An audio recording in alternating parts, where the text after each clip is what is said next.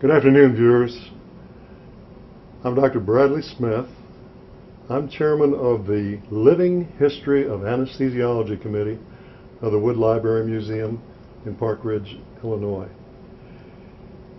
We're together here today to interview one of the great personalities in the field of anesthesiology. We're going to be a little bit informal because this personality happens to be somebody I've known since he was a boy. And he and I will probably be a little bit less than formal today, so bear with us on that.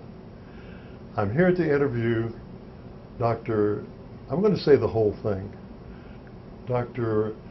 Joseph Gerald Reves, who to me is Jerry and always has been Jerry, who is the Vice President for Medical Affairs and the Dean of the College of Medicine of the Medical University of South Carolina. Jerry is one of the really visible people in anesthesiology, and as a matter of fact, he was so recognized outside of our field for his efforts in anesthesia that he has assumed many positions which are multidisciplinary and now, in fact, leads one of the great medical centers in the United States. Jerry, welcome here to your home at Vanderbilt University. Well, thank you, Brad. I'm glad you brought that up. Yeah, I've always considered Vanderbilt my home. My father went to Vanderbilt. I've had two daughters who went to Vanderbilt, and I went to Vanderbilt. So yes, I'm home. We consider this sort of a second home. Audience, our object here is to give you an overall picture of Jerry's career. Of Dean Reves' career. I'm going to make that mistake several times today, I'm sure. And I don't mean to deprecate by calling him Jerry because he's a friend. But he's had not a very long career. It's only about 40 years, and by my standards, that's just getting started. But he has had an illustrious career. Jerry, I'm going to start chronologically and go through it that way rather than by subject. Born, raised, family, where's that all happen? Well, Brad, that's the beginning. The beginning was in Charleston, South Carolina, which is where I currently live now. But I was born there in 1943. Grew up in Charleston. Interestingly enough, one of the formative experiences in that time is I went to an all-boys school called Goud School for Boys, and there were only 10 people in our class. And so kind of intimate upbringing. But the other thing that I think most people would say is my parents, I'm an only child, and my parents were really important role models and people that I still look back today on their careers and their influence on me, and I need to acknowledge. My mother was a social worker. She had her degree in social work, and she was called a mental health social worker and took care of people with mental problems. And from her, I think I gained great insight into how important people's feelings and self-worth are as you interact with them. And then my father, who had gone to Vanderbilt, as mentioned, my father was head of the math department. He was a tremendous educator. He loved teaching. He did some research. But the thing from him that I think I learned the most was he was totally committed to integrity. He was someone whose life was a model of professionalism from the point of view of being committed to his work, and if there's ever been anyone who always was truthful and trustworthy, that would be my father, and I learned a great deal from him. What interest did you have as you were growing up, other than just cramming all that knowledge into your head? Did you have some other interests? Well, as a boy in Charleston, there are a number of things that were of importance and interest in things outside of academics. That the water is there. Spent a fair amount of time in the creeks in Charleston Harbor, sailing, swimming, things of that kind. And then I was a pretty serious tennis player, and so I spent a great deal of time playing tennis. I had a good friend who was a little bit better tennis player, which always makes you a better person to try and compete with that individual who's just a slight bit better, and frustrating that you never can beat them. But Joe Harrison and I were close friends and competitors in tennis all along. He went to Sewanee, I went to Vanderbilt. We would play them in tennis, so they continued, and we still play. We still play on weekends, play doubles now. But tennis, water, those were the things that interest me in my younger ages, and still continue today.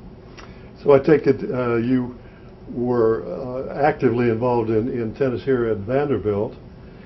And what made you decide to go into medicine? That's a fascinating question. I'm glad you actually got to it, because when I came to Vanderbilt, I was sure I was going to be an attorney.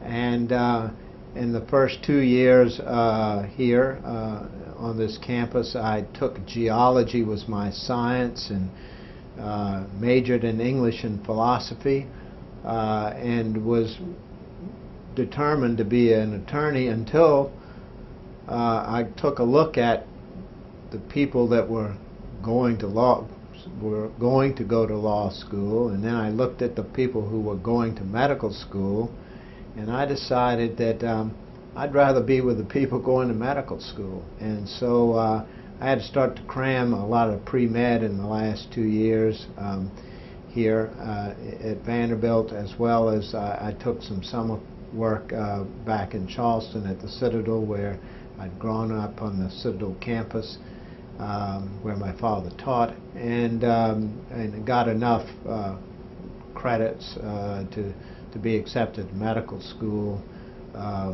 being an English and philosophy major, but having enough science to get in and get through.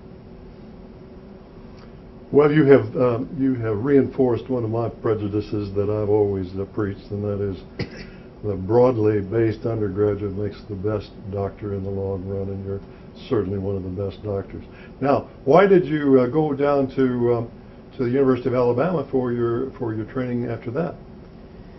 Yeah, I went to medical school in Charleston, and one of the important things about my medical experience was from the summer before, the summer before I started medical school, my father's friend, Dr. Bob Walton, who was one of the preeminent cardiovascular pharmacologists and chairman of pharmacology at the medical university, or the medical college as it was called then, he got a job for me in the summer, and I worked in the pharmacology laboratories. And the whole 4 years I was in medical school, I worked in those laboratories, and including the last year, I actually got to do independent research. That the experiments I designed, interestingly enough, they were on alcohol and the effects of alcohol on traumatized dogs, hypovolemia, and anesthesia, and what effect all those had to hemorrhagic shock. Did alcohol inhibit responses? So I had become addicted, so to speak, if you can use that word in this context to science, to independent research. And when it came time to decide where to go to do my residency and in what, I had been doing anesthesia-related research, and I thought that would be appropriate to continue. And the best place to do cardiovascular medicine, in my opinion, and many others, at that time was in Birmingham, Alabama. Tinsley Harrison was there. A number of people, really prominent clinical and basic science cardiovascular scientists, and it was a natural place for me to want to go. They also had a brand new anesthesia department headed by Gunter Korsen, whom we can talk about later. But they had an enormously active cardiovascular surgical program, and going into anesthesia, I knew I probably wanted to do cardiac anesthesia, and I wanted to go where there was a lot of happening in the field of cardiac surgery, and that was Birmingham, Alabama, under the leadership of Dr. John Kirkland, who had come down to Birmingham from the Mayo Clinic. So that's why I went to Birmingham to do my house staff training, and that's where I developed my interest in, continued in cardiovascular physiology, pharmacology, and now anesthesia, but also where I got because of my chairman, a very influential person, Gunter Korsen, German, who had come to the United States. He was interested in intravenous anesthesia, and I've been also interested in anesthesia, intravenous anesthesia, and delivery systems, as you know. Well, Jerry, you said that you'd talk some more about Gunter Korsen later on. I'll tell you that he was, in my opinion, a very underappreciated person. He, of course, introduced NMR into clinical use in this country, introduced ketamine into clinical use in this country, and he was indeed very colorful. But he was a very stimulating person, and I think you may be one who may have fallen under his spell. Now, I might say our viewers sometimes are so young they don't know who Tinsley Harrison was. Tinsley Harrison was one of the great medicine doctors of the 20th century, following after Osler perhaps, but he wrote Harrison's Medicine, and of course he was the first chief medicine resident at Vanderbilt University, and he too was an extreme Pied Piper, somewhat on the same cutout as Dr. Eugene Stead that you later came to know very well at Duke University. Well, let's go on. Now, another history lesson I must give your readers or your viewers here is that Dr. Kirkland, having come from Mayo's, established what at that time in history was probably one of the foremost, if not the foremost, cardiovascular complex in the entire United States. So it's not surprising that Jerry fell under the spell of the stimulating, outstanding research that was going on there at that time. And I'm going to say a name to him that I want him to expound on, and of a senior anesthesiologist named Bill Lell. Brad, Bill Lell and I were together in the United States Navy, tail end of Vietnam, and we were both fortunate enough to be at the National Naval Medical Center. That would be the Bethesda Naval Hospital. Bill had trained in cardiac anesthesia up at the General, as it's called, and he had been under the influence of labor and Ed Lowenstein and others, Bland, but Bill was a truly gifted clinician, very focused on outstanding results. He was a consummate professional when it came to anesthesia, and Bill and I were good friends at Bethesda, And when we were both getting out of the Navy, the question of where to go, and let's give Bill all the credit in the world. He saw when he visited. I told him, well, you know, you ought to go look at my old place, Birmingham. There's John Kirkland down there, and he's doing great things. And Bill, who was dedicated to outstanding cardiac medicine, went down there and got persuaded by Dr. Kirkland to come be the chief of cardiac anesthesia in Birmingham. He left the Navy a year ahead of me, and I had a tough decision where to go getting out of it. I felt obligated that I had helped recruit Bill back to Birmingham, but then Bradley Smith talked to me about coming to Vanderbilt, and that has a very warm spot in my heart, and it was a tough decision, but I went back and joined Bill Lell at Birmingham, who put together an incredible division of cardiac anesthesia. Paul Samuelson, who had been Bill Lell's roommate at Rochester at medical school, came down,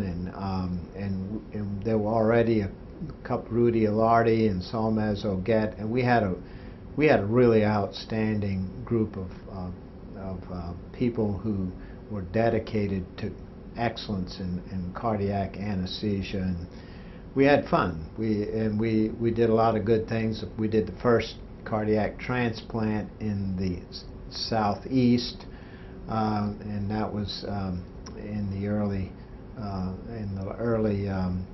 mid 1970s, and Dr. Kirkland had really developed cardioplegia, and we were there during that whole time, that transformation of the field from the stone heart era to the cardioplegia era, where we really could do a lot for our patients. But the transplant was remarkable, to see people who totally incapacitated get a new heart, leave the hospital on their own in a week or two. Just transformational for them personally and for the whole field of medicine at that time. Sure, we don't have enough tape to get into every single aspect of your rather active career, but I would like, before we leave Birmingham, for you to just outline a few of the rather groundbreaking pieces of research that you were involved in there while you were there. I think that there are about 3 things probably that we did when we were in Birmingham that I'm, in looking back on, that I'm most proud of. One was right after returning from the Navy to Birmingham, we were inducing patients for cardiac anesthesia with Valium. If anyone has ever done that, and I don't know that this audience has ever done it, it burns, it caused some thrombophlebitis, and we told Roche, we need a water-soluble benzodiazepine. And in a year or so, they came to us and they said, we got this water-soluble benzodiazepine. And we said, well, and we don't forget Dr. Corson was there, who had, as you mentioned, Brad, introduced to this country and to the world, ketamine to the world and to the country, Inovar. And so Roche came to us and said, we've got this new drug, and it ultimately was called midazolam, now Versed, and we were the first ones to give it for, and I was the first one to give it for anesthesia in the world. And so everybody knows the story of midazolam since then. We did quite a bit of research on it, and there's a whole story there which we won't go into, but I think it's a remarkable drug. It's still a remarkable drug, and I'm proud of our role in its development.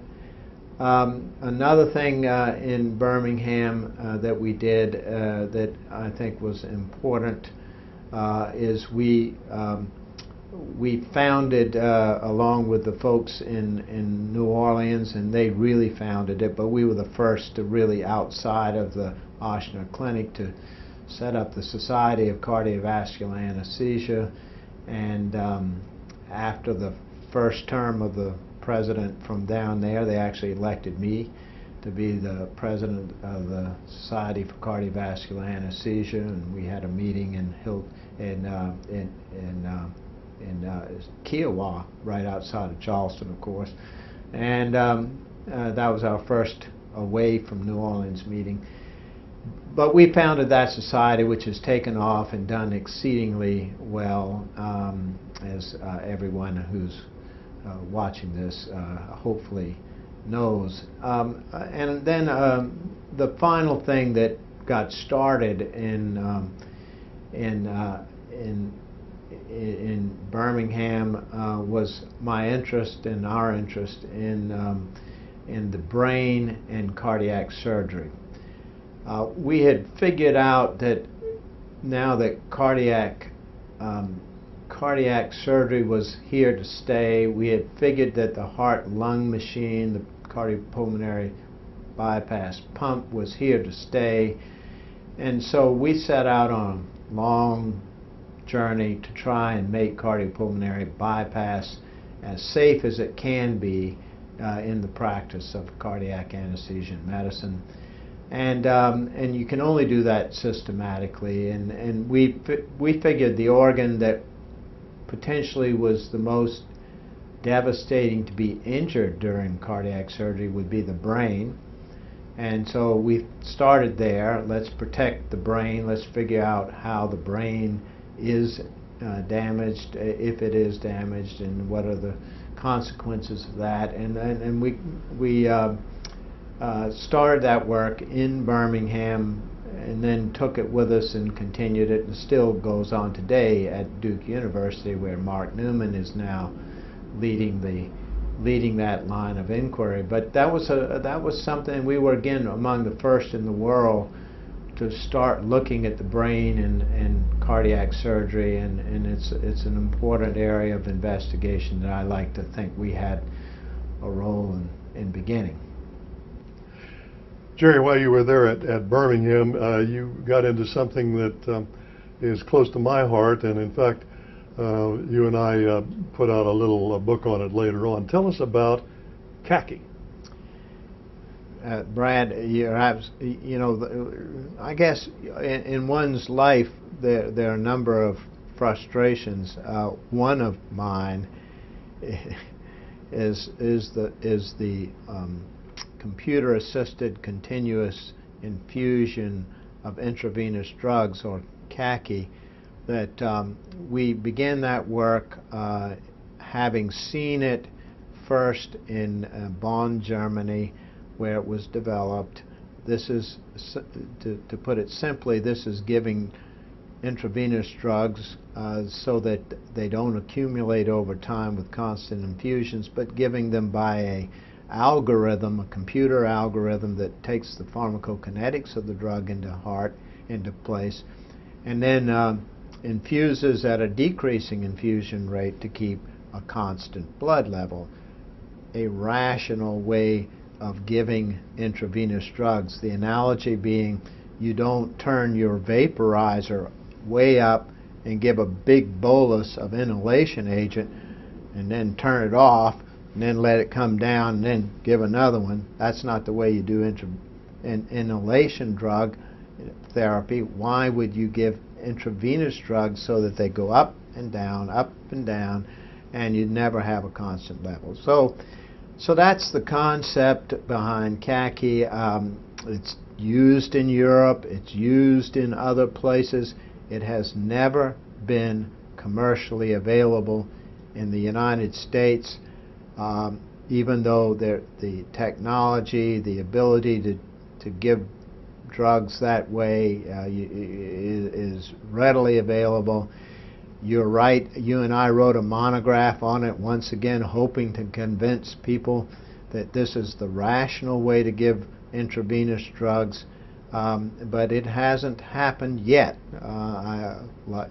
We hope in time that it will. It's a far more rational way of giving intravenous drugs and consistent with the way we give inhalation agents.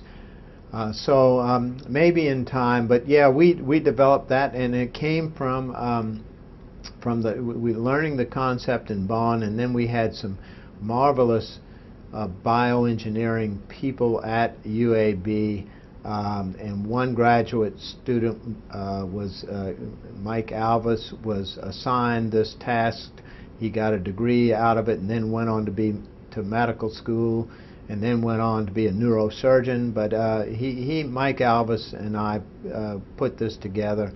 Later we had other help that went with us to Duke. Jim Jacobs, who also, after getting his biomedical engineering degree, went to medical school at Duke, and now he's an emergency room physician. But anyway, we developed it for hopefully for commercial use. Got companies involved, but it has never been a product. It's been a big frustration, but I'm glad you brought it up, because someday maybe. Well, as I said before, Jerry, we don't have time to get into everything you've done in your life, but I would like to move on then, because of your, no, I shouldn't say notoriety, because of your widespread and spreading visibility throughout the country. You were invited to become the chairman of anesthesia at Duke. Tell us about that, and what happened at Duke? Well, what happened at Duke? In 1984, Duke, which had the second best reputation, maybe they would say the best reputation in cardiovascular medicine, and they had Dave Saveston there as chairman of surgery, who was a cardiac surgeon. They were looking for a chief of cardiac anesthesia to lead that department, and to lead development of cardiac anesthesia, which really didn't exist. And since it was pretty well developed in Birmingham, they talked to me about it, and so I moved to the Northeast. If you look at a map, Durham is due northeast of Birmingham, Alabama, and so there I was in the Northeast, in Durham, North Carolina, at Duke, and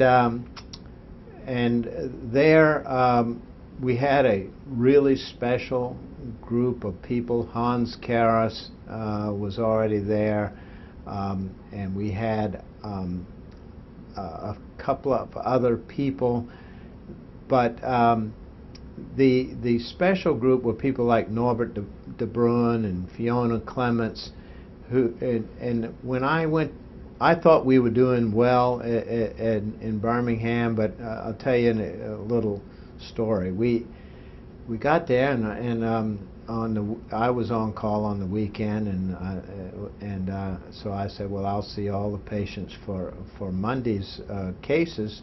This was at a time when all patients actually spent the night in the hospital before they had surgery.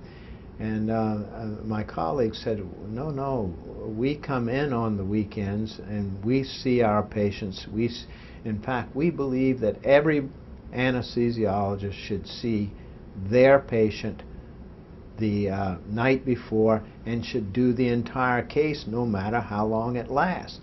And I said, yeah, that's a good idea.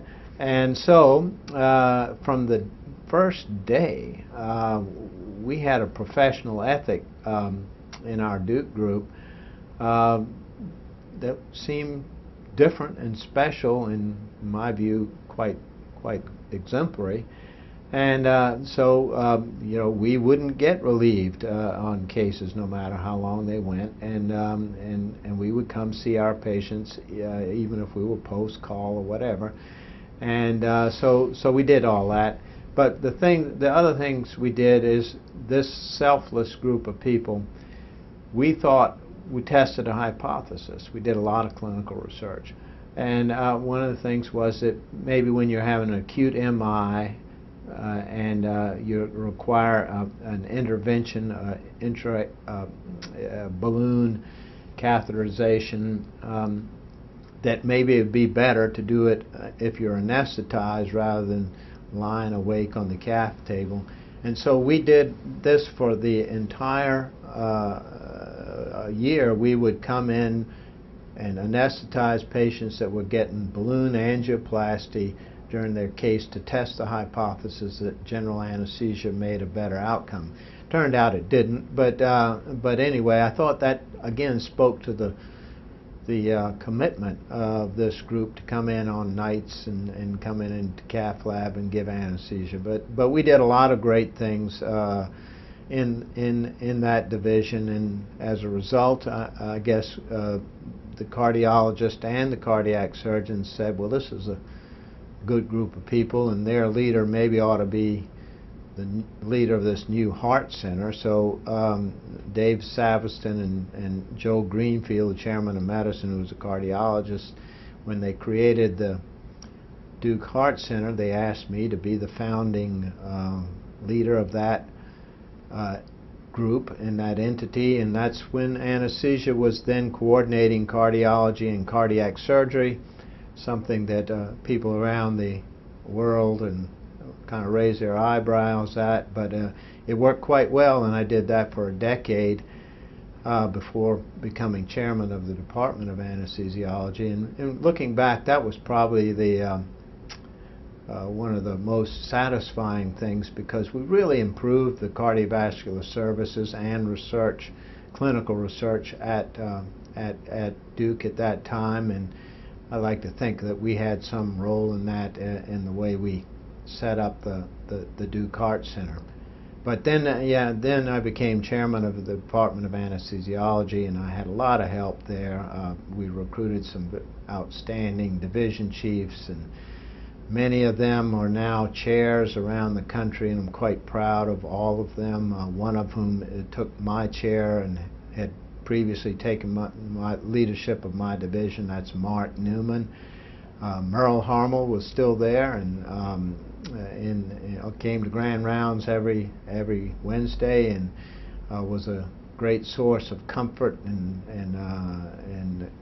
courtesy and advice. Relied on Merle, and he's now doing the same thing for Mark Newman, and as that department continues to thrive and be one of the better ones in the country. In fact, some people in Durham would say the best one, but that's arguable, and I understand that, and I'm not there anymore, so I'm not going to say that. But I would have said it when I was there, and but it's an outstanding group of academic anesthesiologists that are doing wonderful work and training bright young people, some of whom we've been successful in recruiting down to Charleston, where I am now, and they're outstanding people. And the Duke, like Vanderbilt, superb training grounds for leaders in medicine, and I think those types of institutions, Hopkins, Duke, Vanderbilt, Harvard system, Stanford, they really attract bright people, and they see their mission is to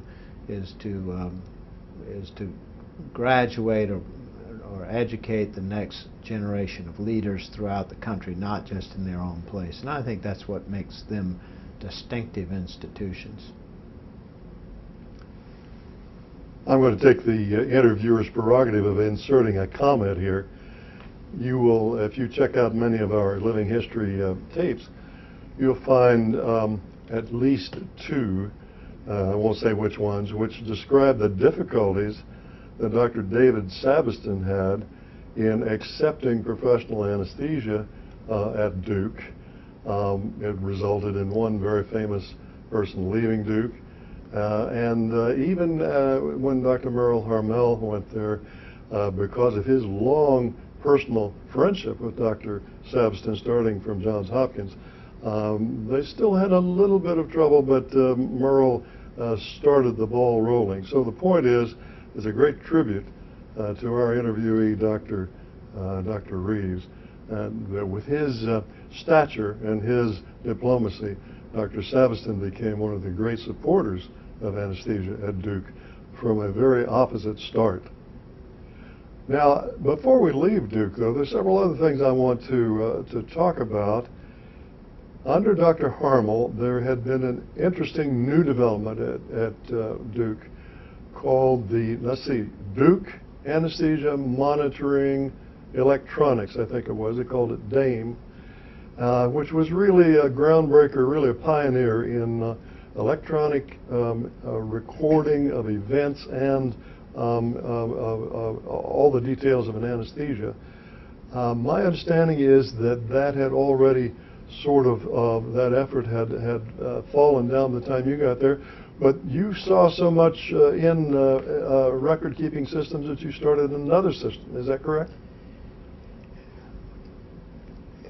Let me tell you something, Brad, that hope it doesn't get edited out. When I came to Vanderbilt, my father, as I mentioned earlier, was a mathematician, and he said, son, when you go off to Vanderbilt, I want you to learn something about computers. And he made me take a course in computer science, which at the time at Vanderbilt, there was a big computer, took several rooms big, and that was the only computer there, and it was right in the center of the campus. And the liberal arts faculty said, why is the computer in the center of the campus and libraries off to the side? And my father would say that because computers are going to be important. They're going to be the most important thing in your lifetime. And he actually was right. Well, it's not the most important thing, but it's a very important thing. And computing, we use computing at UAB to take care of patients in the ICU. That was something Dr. Kirkland had done and brought with him. IBM had a major part in that. And then we had used computing in our computer-assisted continuous infusions. And it was a natural outgrowth for me with my fondness remembering my father's advice, computers, that when I got to Duke, they were still talking about DAME. DAME had been real.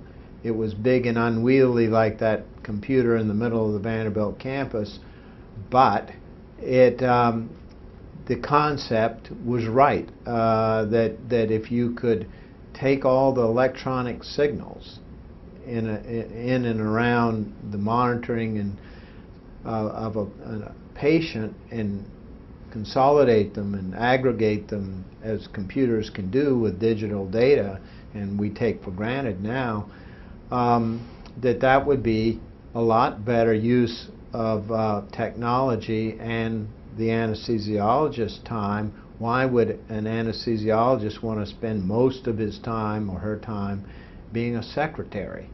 And we all know that the truth doesn't get recorded with a manual anesthesia record. We tend to minimize the bad things, and it's all smoothed out. And then if you have a disaster and you want to go back and look at it, how in the world can you do that? Because even if anything's recorded, it's not going to be faithful.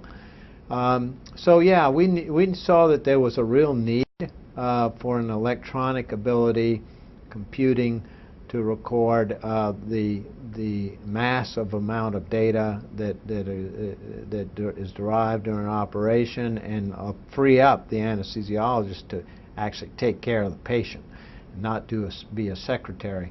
So there was a commercial device at that time, Archive it was called, that we bought and used in the cardiac group. And then when I became chairman, one of the prerogatives of the chairman, of course, is to help people understand why they need to change, and we made it department-wide. And but we've had an automated anesthesia information system at Duke since 1985, It's still ongoing, and it's slowly but surely becoming part of the national scene. I'm sorry it's taking so long, because it really is an important way to do clinical research, to look back and see where things went wrong, if they were going wrong, see if you can't figure out how to make interventions earlier. Today they're much smarter.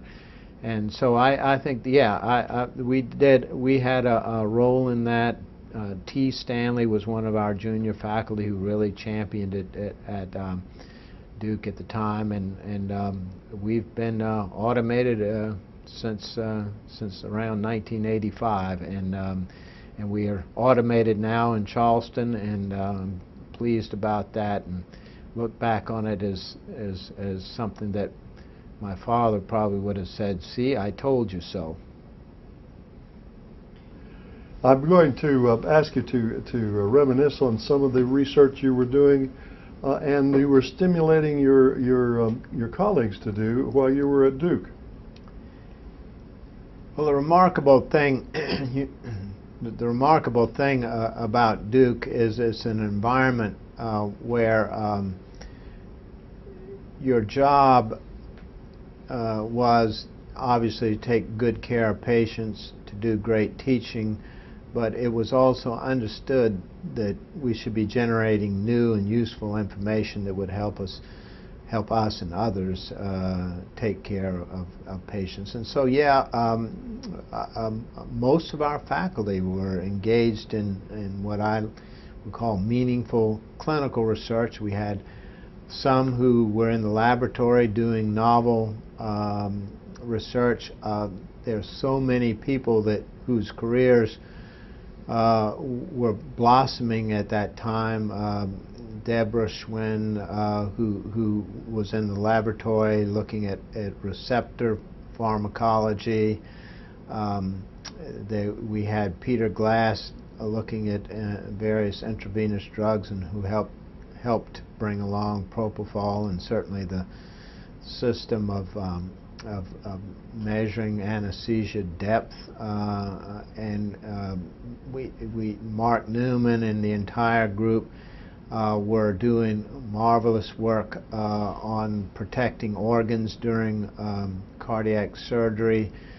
Norbert and Fiona de Bruin, when I was just before I left Birmingham, we had heard that there's this thing called the transesophageal echo, TEE, and we had gotten the manufacturer to send us, I think, their third machine for this country.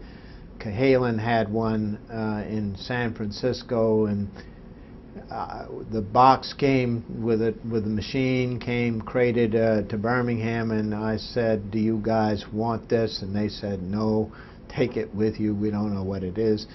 And I didn't know what it was either, really. But I took it to Duke, and I gave it. I said to Norbert de Bruin, "Why don't you find out what this thing is?" And he and Cahalan and a few others around the country. And I'll never forget the day Norbert came in and said to me, "You know, I think there's something to this TEE." And so he was right, and there was a lot to do the TEE, and we proved a lot of the value of TEE again in our research. This was not my research, this was my colleagues' research. And Bill Greeley took it and used it in the pediatric population, and really it was when anesthesia became more than providing a service, but became a diagnostician. And because we make diagnosis with the TEE that changed what happens during an operation, and that inform the surgeon in ways that otherwise weren't done. And I think the role we had in introducing that technology to our practice was important, and we are not the only ones, but I think we understood a good thing when we saw it, and it really has become an important part of cardiac anesthesia and anesthesia as a whole. There were some other aspects of management and clinical care at Duke that you hadn't been into as much before. Can you tell us something about those? Well, one of the interesting things that was happening in the mid '80s and in the early '90s was it was clear to me that there were never going to be enough physicians to provide all the anesthesia required in this country.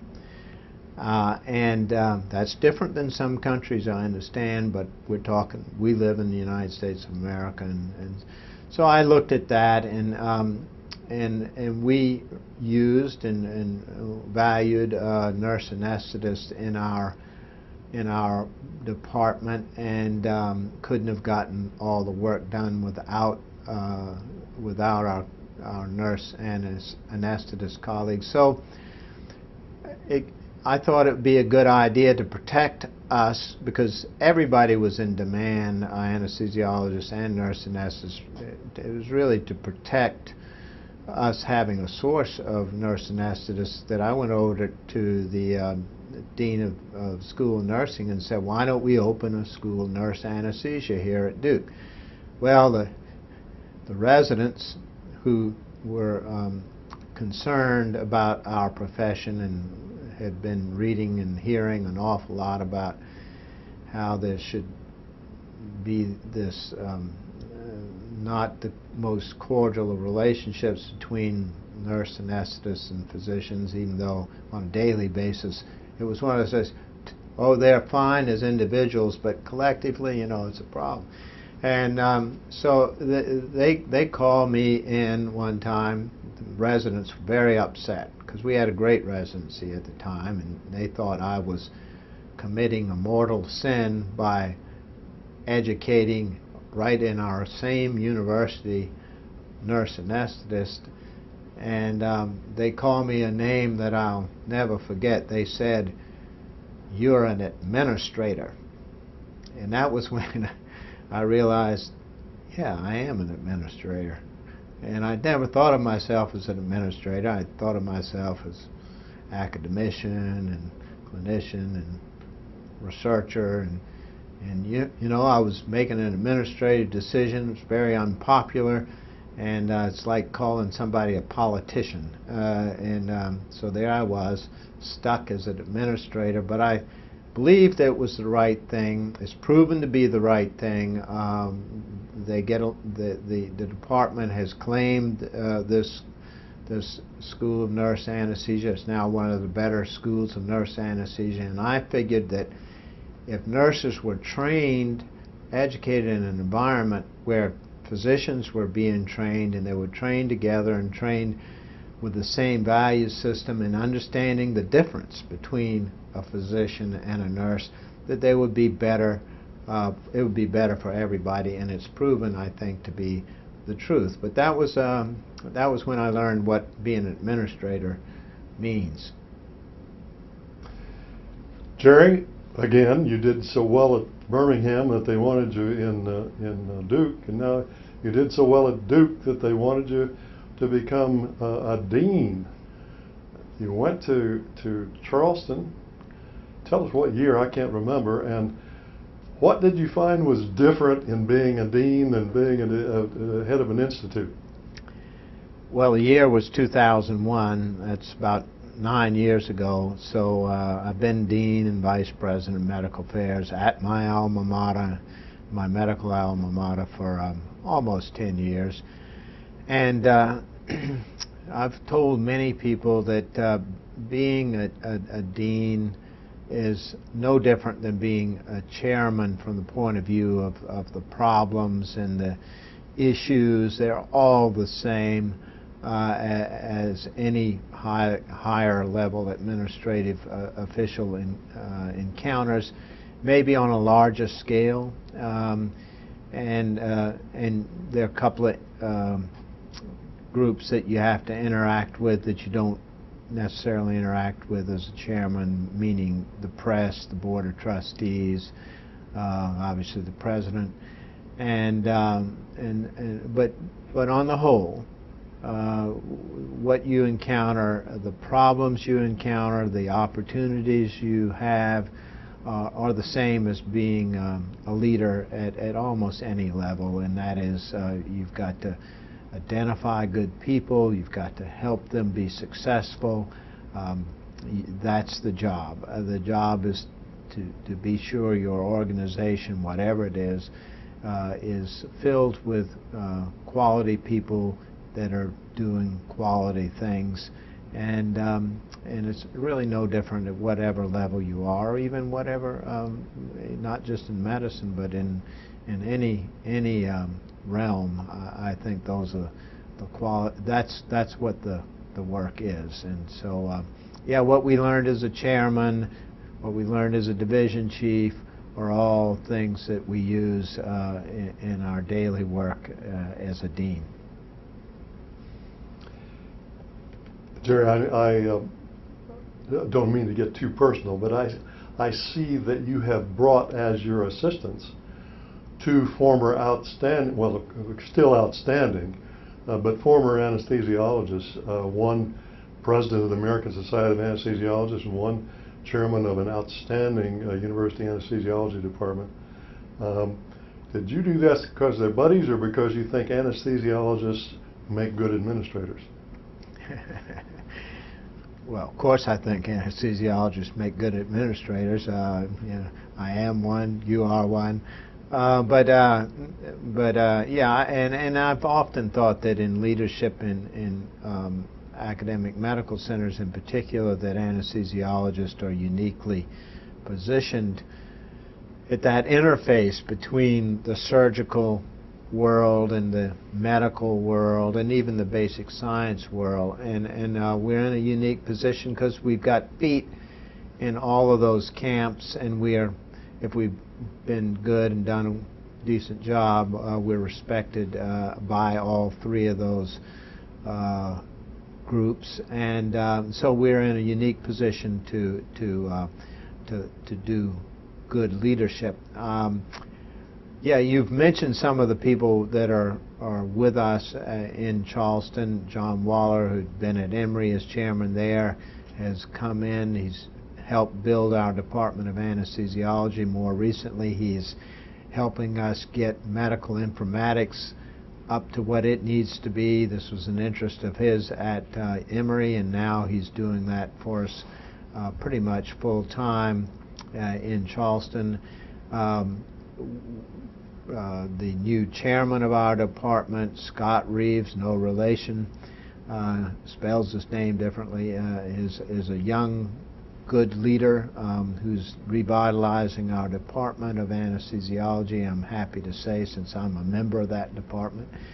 And he's helped recruit, in fact did recruit, Fred Guidry, former president of the American Society of Anesthesiologists. I think he's one of the people whose tapes you could look at in this library. Fred has proven to be a very able administrator, a very capable and role model from the point of view of a superb clinician, a tremendous team leader. He really is running our new hospital that we just opened about a year and a half ago in Charleston. I think if it weren't for Fred Guidry, that hospital wouldn't be running smoothly as it is. He's tremendous with interpersonal and interprofessional issues, and so Fred has been a wonderful recruit. We've had a couple of outstanding anesthesiologists come in the South Carolina Centers of Economic Excellence Endowed Chair Program. One is my old colleague from Duke, Ian Sanderson, who is a whiz when it comes to computer applications of medical informatics. I'd say without him we couldn't have gotten our recent CTSA award. That's the Clinical Sciences Translation Award.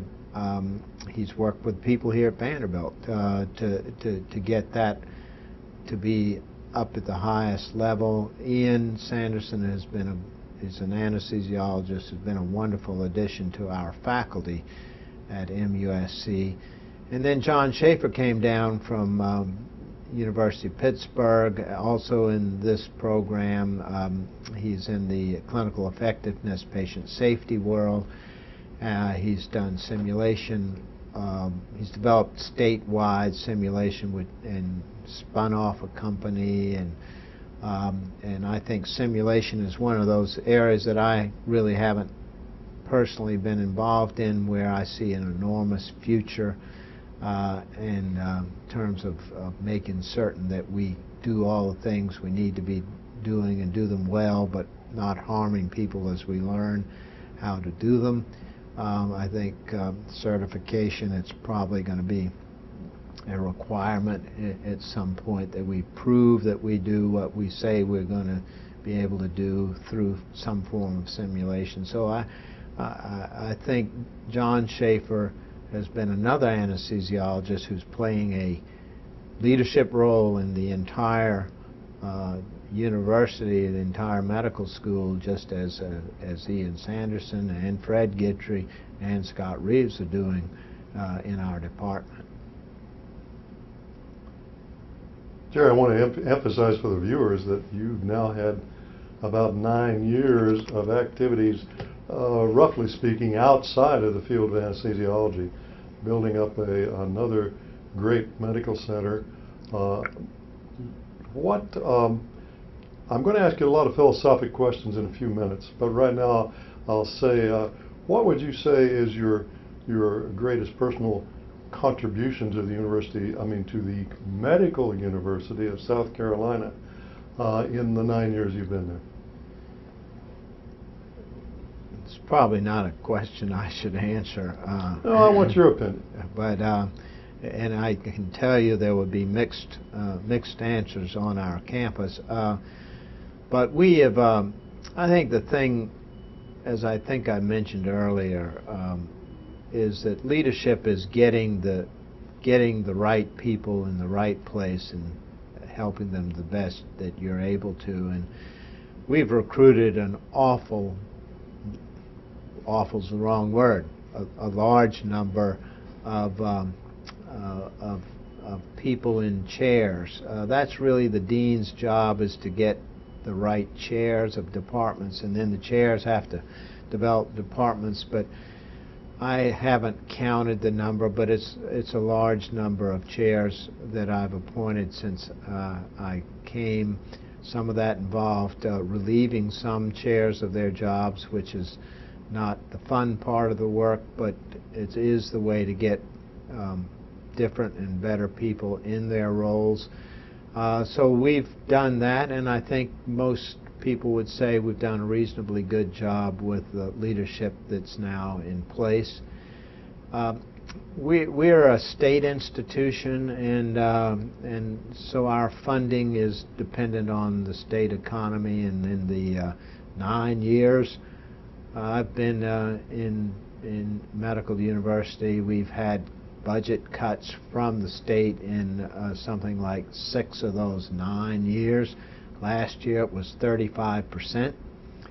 That's a large number, and dealing with that has been challenging. It has not been easy, but I think in the end we have done what you have to do in a situation like that. You have to pick your priorities. What are the best? You have to preserve the best. Then you have to do things with those that are less good. And we had to reorganize basic sciences, for example, and we had to combine the basic sciences into one larger but more effective organization. Got rid of some of the impediments to cooperation, and got rid of costs that were duplicative and unnecessary, in a way to make sure that our basic sciences were continuing to go forward. I think the proof that it's been successful is that this past year this past summer, after all of this, we still successfully competed and were the 40 among the first 40 institutions in the country to get the NIH CTSA, the Clinical Translational Science Award, and all the best places have one. Vanderbilt, Duke, you know, all the you can imagine the other 38. But we got that, and we got it because we did put a priority on maintaining our best programs, and got that national recognition, which is competitive, for being excellent. Same thing with the Cancer Center. We also, just this past summer, spring, were National Cancer Institute recognized or gave us the award for the NCI Designation Center Award, and there are only about 60 of those in the country, and to be there is a recognition again of our clinical and basic sciences in the field of cancer. So they validate, I believe, because these are competitive things. They knew what was going on with our budget and with our restructuring, as we called it. And so all that has proven to be effective strategy in dealing with budgetary issues, but maintaining quality programs. So I think I would look back on that and say that that's been an achievement, and probably one of the most fun things that we've done. 5 years ago exactly, we looked at our neurosciences, and we had a department of neurology, we had a department of neurosurgery, and we had a department of neurosciences. And clearly, anyone in the audience knows that there's got to be some overlap there. In the world of science, they are dealing with the same systems. In the world of clinical care, neurology and neurosurgery, they do different things, but they do them on the same patients. And the idea that we hatched was, why don't we combine them? There were members of our faculty and members of our board of trustees, many of whom are physicians, who said you'll never be able to do that, but we did it. And so we have one department of neurosciences. It's made up of neurology, that's internal medicine, neurosurgery, which is surgery, and they get along well. And we have neuroscience, which really has buffeted up the scientific component, and we now are number 3 in the country in NIH research. We've recruited outstanding clinical investigators who saw that this was a unique opportunity, and so I think that experiment, which is now 5 years old, has been an outstanding example of how you can, in fact, influence an institution and influence something that has a long history, but make something better out of what exists. So yeah, we've got examples of success, I would say, in the 9 years we've been at it.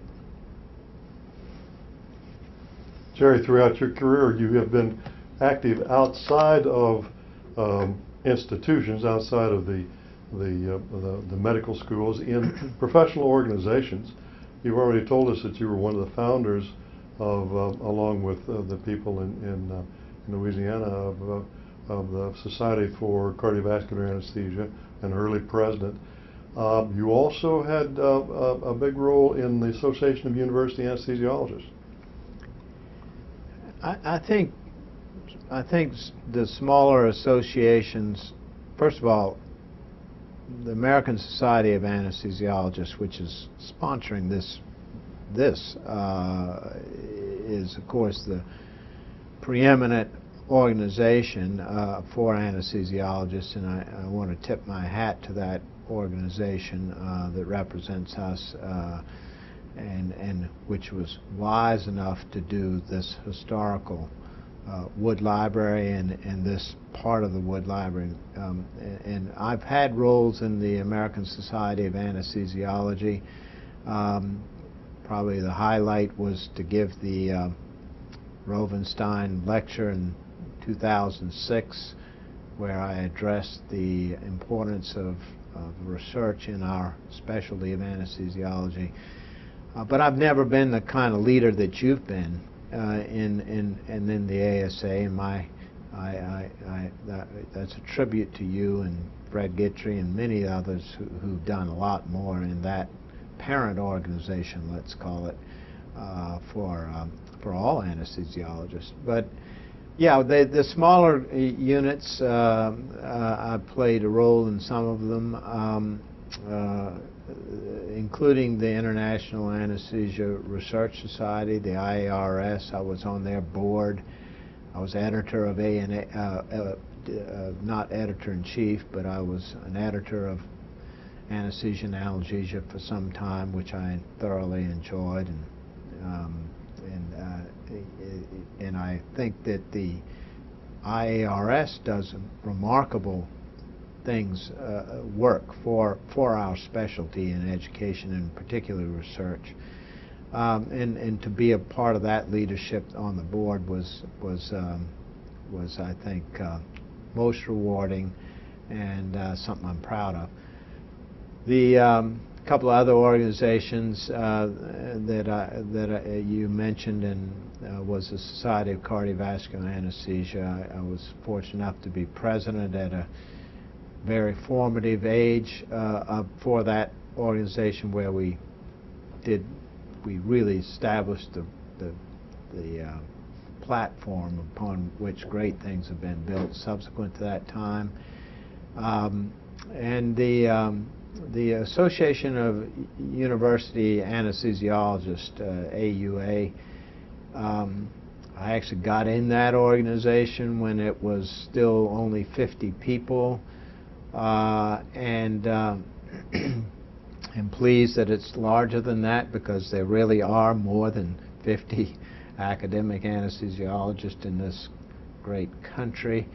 And I was also president of that organization, and in that capacity, I think we did a survey to try and figure out how those of us interested in academics could in fact better interact with the ASA and with our parent universities, each of us at our parent institution. And it was about that time that Nick Green and I got together and wrote the second edition of his wonderful book on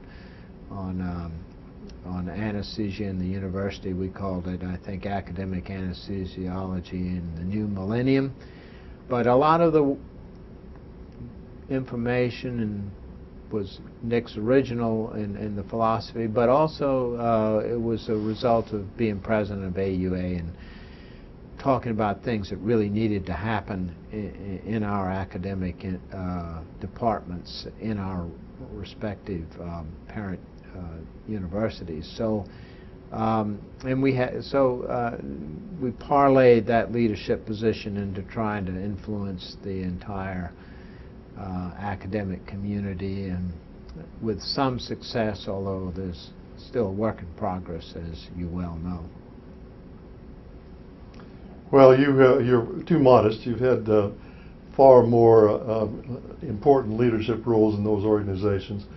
But we'll go on, because I want to probe your wide experience, really wider than most of us, because of your varying roles. You've seen a lot of changes in anesthesiology during your career, and you have some ideas about where it may be going in the future. I wonder if you would share those with us. Well, Brad, you and I both got into anesthesiology at a time when hardly any native-born Americans did, and I'll never forget when I told my advisor in medical school that I was going into anesthesiology, he contained himself. He didn't say what I was probably, he was the surgeon, didn't say probably the first thing that came to his mind, but after reflecting, he says, in what I still remember as a sort of a backhanded compliment, he says, well, they really need good people. And you know, I think anesthesiology at the time that you entered it, that I entered it, was a time when we weren't recruiting a lot of really good people, although there were wonderful people already in it, and this library is full of them. But I guess the thing that's changed the most since I've been in anesthesia, forgetting all the clinical things, meaning the new medicines and the monitoring and all of that, which is, of course, what we do, has been the attractiveness of the specialty to the graduating medical student. I mean, right now as a dean, I meet with every student that's seriously interested in anesthesia, and unfortunately we have to say to some of them, you won't be able to go into anesthesia because your record won't allow it. This is a sad conversation, but it does speak to one of the big changes since I went into it.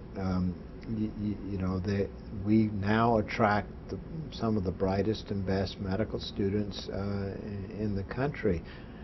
That's hugely important. We also I think there was a point in time when we had to prove that we ought to exist, and I think that time is long past. The early fights that even you were in were fights I didn't have to have.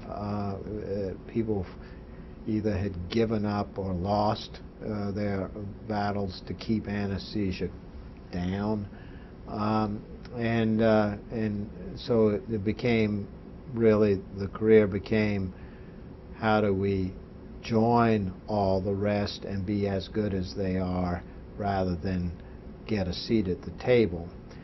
So that's been another big change in our field. I think the things that haven't been done, the things that I still worry about and still talk about because they haven't been done, and the thing I talked the most about when I was given the Rubenstein lecture is our lack of commitment to research. And this is a problem for our field until we really get serious about it, because until we show that we care enough about our field to make it better and to spend a lot of time doing that through research, as many of the other departments that we are compared with do, until we incorporate that research experience in our residency and in our fellowships, and until our faculty are, not all, but many are engaged in it, until we do all of that, we will not be the full-fledged academic partner of many of our other departments. We're not the only one that has that problem, and if there's been anything that's changed, even as in the 9-10 years I've been dean, it is watching some of the other departments struggle with the very same problems I've just explained that anesthesiology has, and some of those that used to devote a lot of time to scholarly pursuits because of the economy, they are no longer able to do that anymore, and they're following actually in the footsteps of anesthesiology, in that many of their faculty are now committed clinically to such a degree that it's hurting the teaching and research in the various specialties. This is a problem for all of medicine, not just anesthesiology, but it's a particularly acute problem in our field, which, if you look at the NIH investment in us, is right around there with family medicine and orthopedics, and we have a lot more people doing potentially more interesting things than those other two groups. So we got some work to do there. Well, this leads us into a closely related question then. You have already opened it. What changes do you predict in medicine in general, not only practice of medicine, but in the whole milieu of medical care?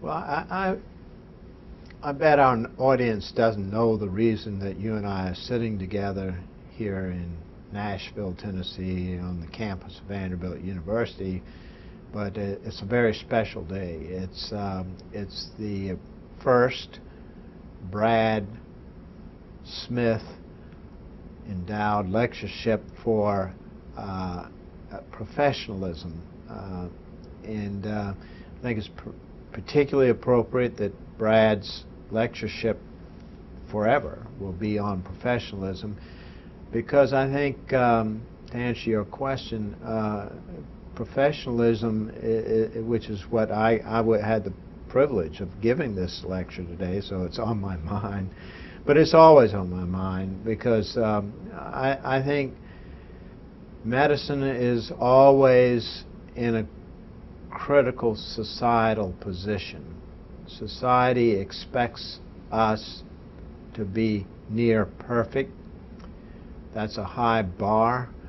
Our medical ethics, our entire profession throughout history has been about serving others, not serving ourselves, and the whole question of how we balance all the things in life with our professional commitment is a problem for all of medicine, not just anesthesiology, and how we go about that and do that so that we are seen by a devoted public to serving them first, and how we do that is really going to be important for all the departments in all of the medical schools, and for all the doctors in all of the towns and cities and counties of America and the world.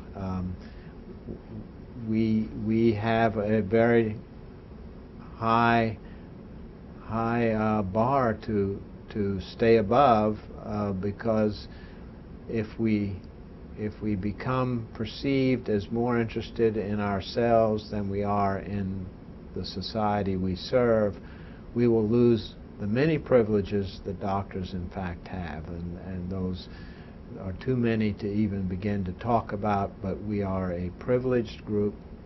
We've worked hard to be in this privileged group through our education and our many hours of labor and our love for our work, but we have to be about serving others and maintaining all of the professional commitments we have, which are scholarship and being critical of ourselves, policing ourselves.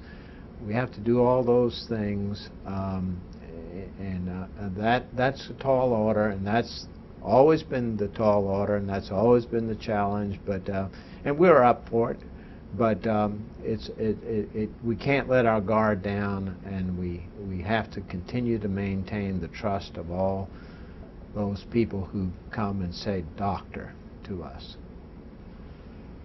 Jerry, we've had some very serious discussions in the last hour or so. Equally serious, but a lot more pleasant, is recollections of your family, and I was privileged to know you soon after you married a lovely lady. Could you describe your family for us just a little bit? Well, Brad, I think for all of us, the family is the unwavering support that we have or hope to have or desire to have, and in my case I've been very fortunate to have that in my spouse Jenny. I met Jenny, my wife, when I was in medical school. She graduated from Erskine College and was also taking classes with us. She was in medical technology. Not only was she attractive, she was smarter than me, so naturally I was interested, and we got married when I was still in medical school and just as she was graduating from medical technology. She was the daughter of someone who had also graduated from our medical school in 1943, Dr. John Cathcart, and Jenny was born in 1945, and about 5 months after Jenny was born, he was killed in the Philippines. That was back when doctors were in the line of fire. A sniper killed him. He had written beautiful letters. He wrote every day to her mother and to her. They never saw each other.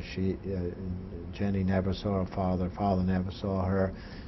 Sad story, but inspirational in a way, because Jenny always understood or imagined what having a physician around would be like, and she married one, and she has been steadfastly loyal to me through the many moves, ups and downs we've had, and has been a source of great support and inspiration, and I'm always been grateful to her.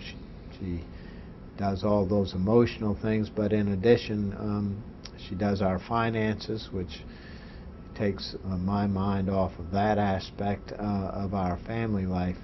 Jenny and I have 3 children, and Jenny has been the one who took care of the children foremost in our family.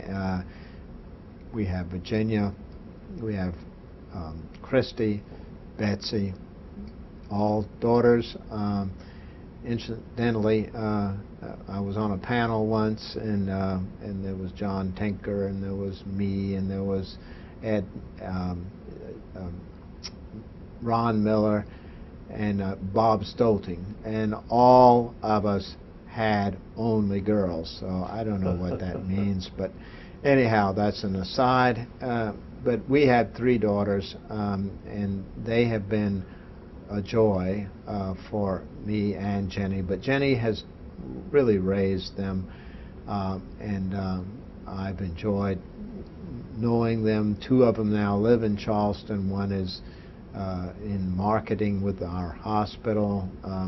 The other one is a teacher, and then the oldest one, the first one, Virginia, lives in Durham, and she has 2 daughters, of course, and so we have 2 grandchildren who are even greater joy than the daughters, but Virginia, the oldest daughter and the teacher, just recently got the most outstanding teacher in Durham Academy, which we're quite proud of.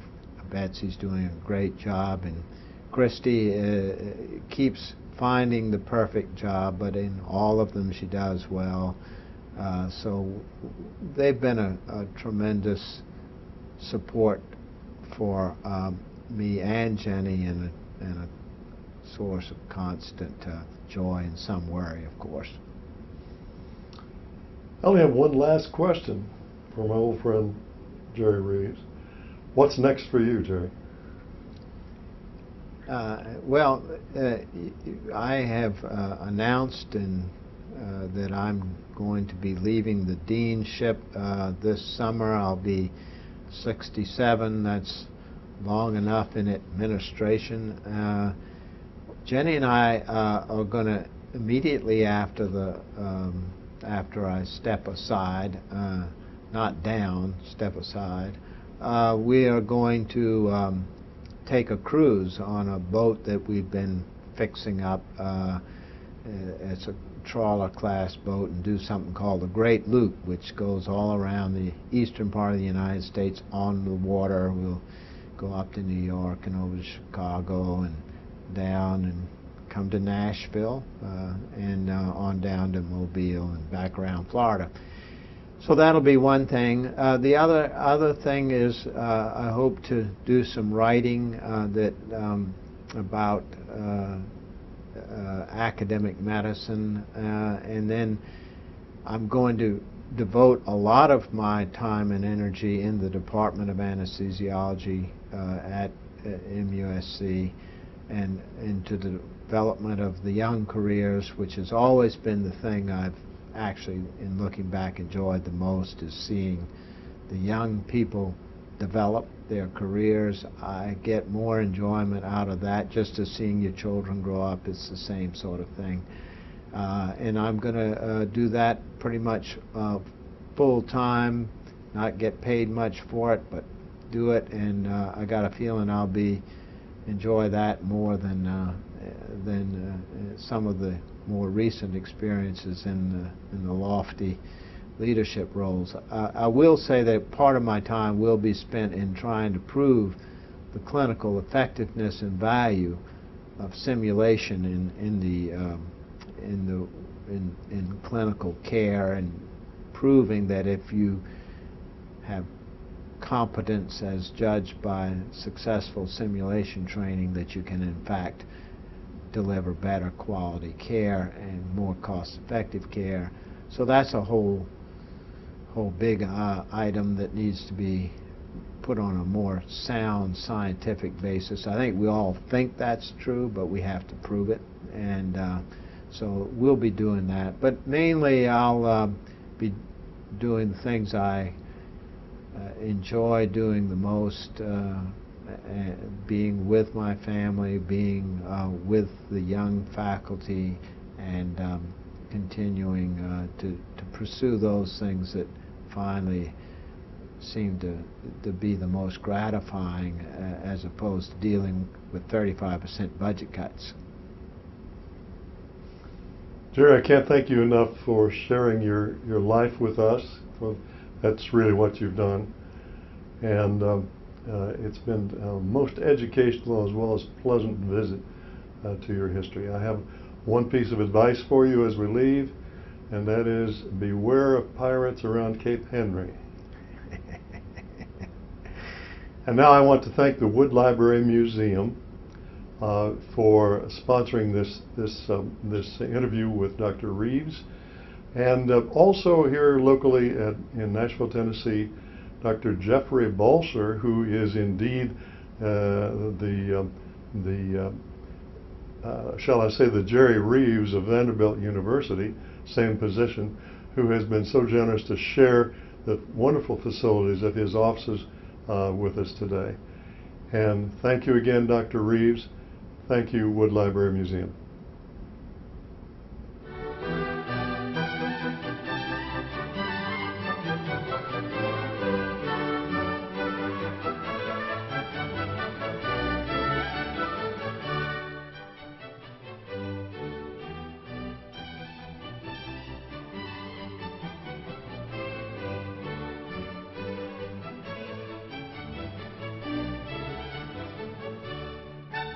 Thank you.